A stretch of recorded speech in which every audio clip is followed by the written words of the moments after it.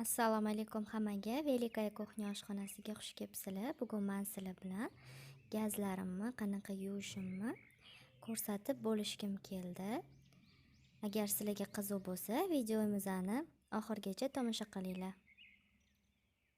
Mana eng ko'p kir bo'ladigan joyi gazni tepasi hisoblanadi.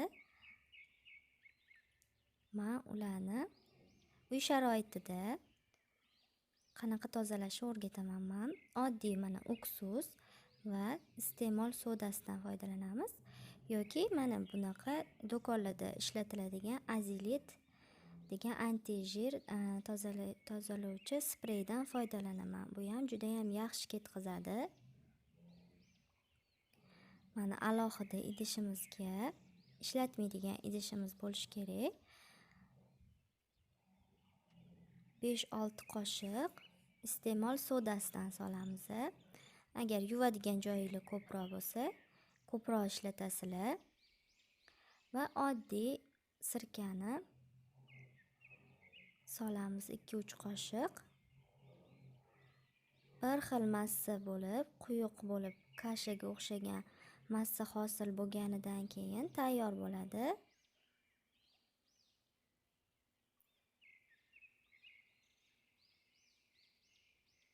Mana xuddi shunaqa massa bo'lishi kerak.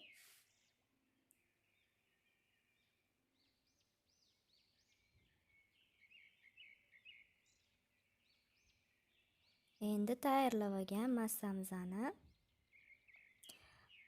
gubka yordamida surib chiqishimiz kerak bo'ladi hamma joyiga.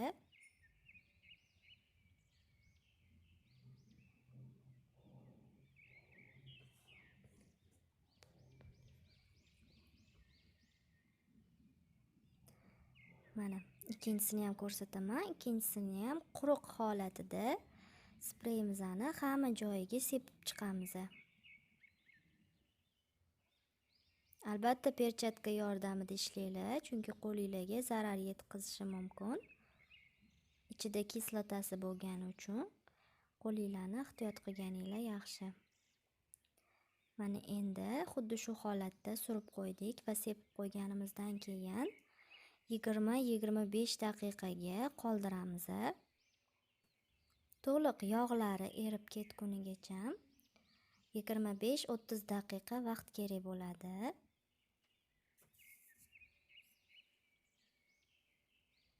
Endi mana duxovkani ham xuddi shunaqa qilib tozalab olamiz.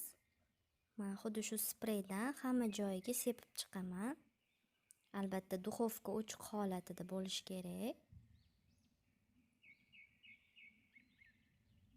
Buni ham 25-30 daqiqada qoldiramiz. Mana oradan 30 daqiqa vaqt o'tdi. Mana hamma yog'lari erib tushgan hammasi. Endi bularni issiq suvda yaxshilab machalka yordamida yuvib olamiz. Oson, tez-tez yuvilib ketadi. Ishqalashga hojat ham bo'lmaydi.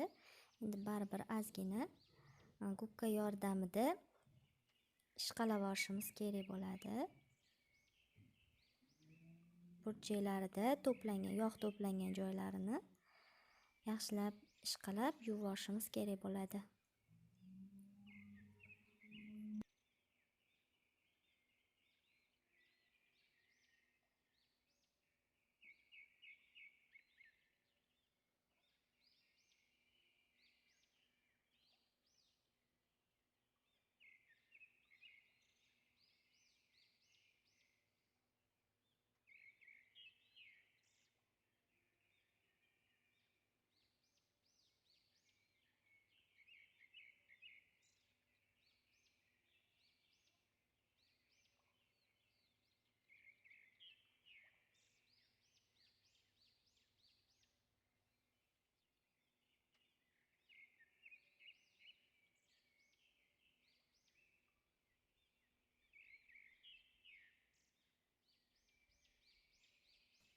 Mana bunisiga sprey sepgan edik.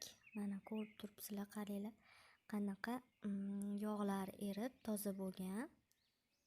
Birpasda mana gubka yordamida yuvilib ketadi, qiynalib ishqalab o'tirishimiz kerak bo'lmaydi. Mana kirlarni ko'rishinglar mumkin, qanaqa zo'r tozalab beradi. Buni ham xuddi shu tarzda, albatta qo'limizga qo'lqop kiygan holda yaxshilab gubka yordamida hamma yog'ini ishqalab issiq suvda yuvib olamiz. Yaxshilab ishqalaganimizdan keyin gubkamizga ozgina gel qilib yuvsak, yaltirab chiqadi. Mana ko'rishinglar mumkin, qanaqa. Mana juda ham oson yuviladi.